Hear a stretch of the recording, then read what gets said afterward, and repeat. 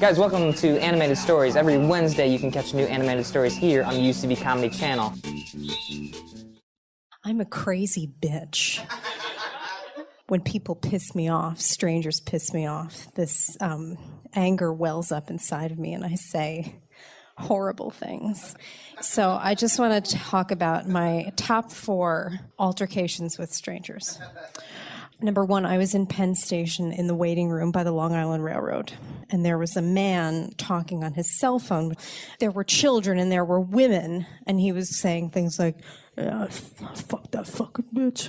I'll fuck that fucking bitch again. Jesus Christ, I bent that fucking bitch over. I fucked that fucking, I sat in that fucking bitch's face.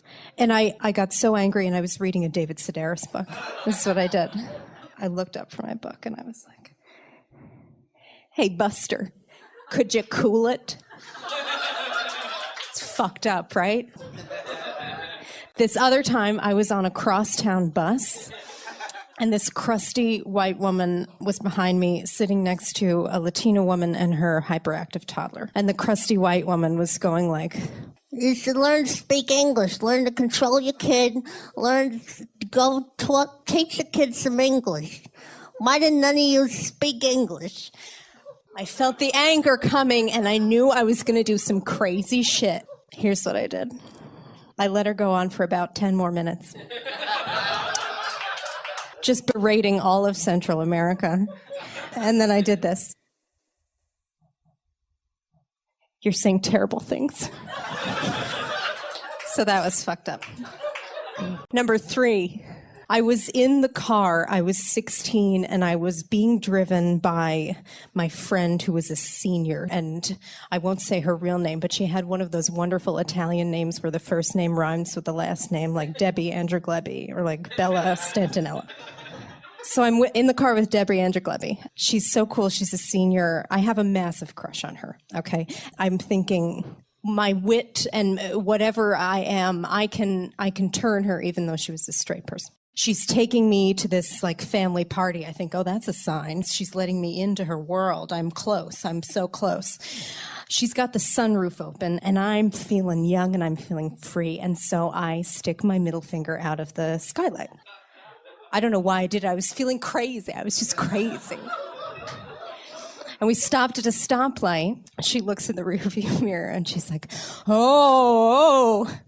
A woman has gotten out of her car behind us at the stoplight and is running towards me, opens my door and shoves her body into the car so that her face is right here in my face.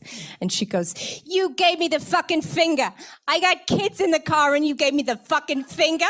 Were you giving me the fucking finger? I was like, oh, no, you were mistaken. It was my index finger, and I was pointing to a falcon. And then the last crazy-ass story takes place at the New York Public Library. Do you know that people talk on their cell phones in public libraries? What? Isn't a library the quintessential quiet space of our culture and this world? You don't speak on your cell phone in the library. So I was there, and I was in the process of moving out of my apartment, and I was moving to Los Angeles. Anyway, so I was packing up this apartment. I was really stressed out, and I was working on this thing that I had a deadline for. So I was in the library, and this guy's over here being like, I think I'll stop and get some milk on the way home. Like laughing about me, just really loud on the cell phone in the library while I'm trying to type, and I've been packing up my apartment and I'm emotional. So, and this actually was bitchy. I turned to him and I was like, do you mind not talking on your cell phone? It's a library. So he stops talking on his cell phone and I turn back all self-righteous, but I don't feel better. I feel worse. And as the minutes pass, I'm thinking of how I've berated this man in the library. I turn back to him and I say, look, I'm so sorry. I was just really a cunt just then. I'm so sorry. I'm just really stressed out because I'm moving out of my apartment and like I have this deadline. I'm so sorry. And he was like, I'm so sorry. I've broken my arm and I've been out of commission and I've been a terrible husband lately. And I just wanted to know if I could help my wife out by getting some milk as I got home. I don't actually remember the mechanics of this, but somehow we ended up just holding each other. just for a minute there. Just patting. So if you see me coming, watch the fuck out.